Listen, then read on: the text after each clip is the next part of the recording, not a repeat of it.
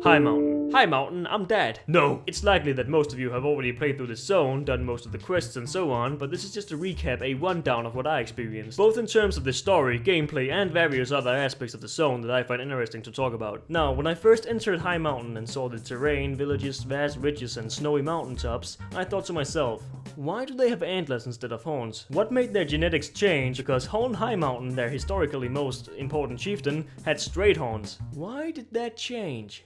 What I first noticed about Highmountain is that it definitely has a beautiful landscape, the music is fantastic, and well, there's elevators. There's just something with torrents and elevators, I don't know, perhaps building those is special to them, this is how they get high. Shortly after arriving in Thunder Totem, you learn that Mela, chieftain of the Highmountain tribe, only just recently ascended to a status after the sudden death of her father at the hands of Dark Rule the Underking. Dark Rule is the main villain of the zone, mainly because he destroyed a whole village in one swing. Now of course we, the players, didn't get hammered here. Well, can't talk for the adults, but we survived to help Mela gather all the tribes of Highmountain to rise up and defend their shared home in unity. And of course we'll need some new equipment for this task, perhaps a level 20 bow. Moving on from pointless aspects of the game, there's a quest in which you have to save fish that somehow got up on the shore, sometimes even 10 to 20 meters away from the water, by carefully nudging them back home. Or you can troll other players doing this quest by simply taking the fish for a walk. I gotta admit, I was laughing quite a bit while doing this. I almost feel kinda bad for this poor blood elf, but then again, he's a demon hunter. We older classes gotta put them in their place sometimes. Then there's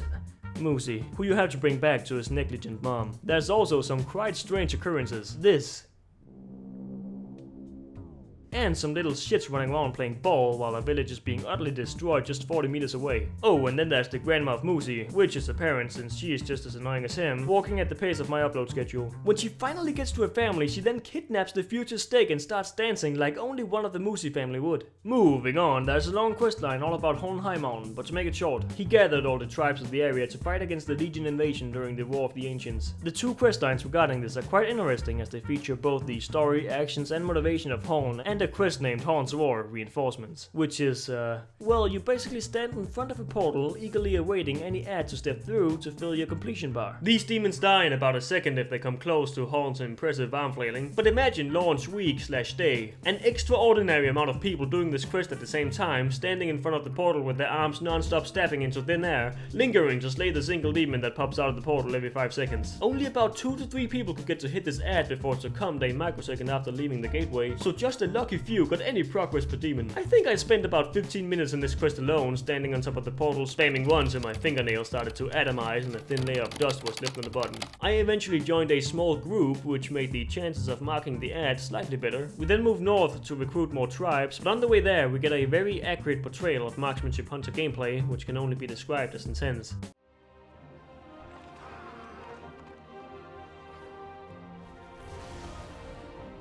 Yes, we help the Skyhorn kill some harpies, then some more harpies, and some more harpies, and then the Harpy Queen.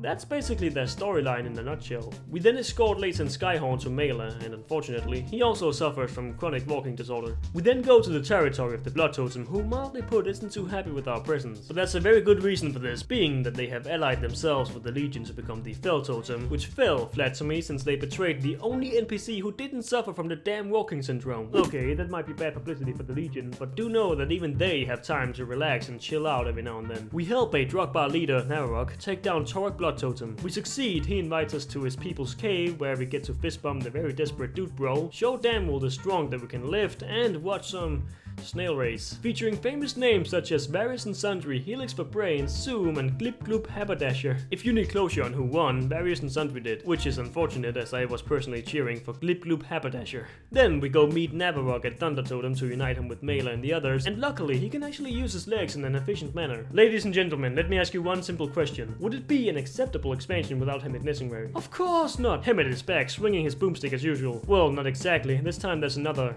character in the spotlight. Eddie Fizzlebark. Should we take a selfie?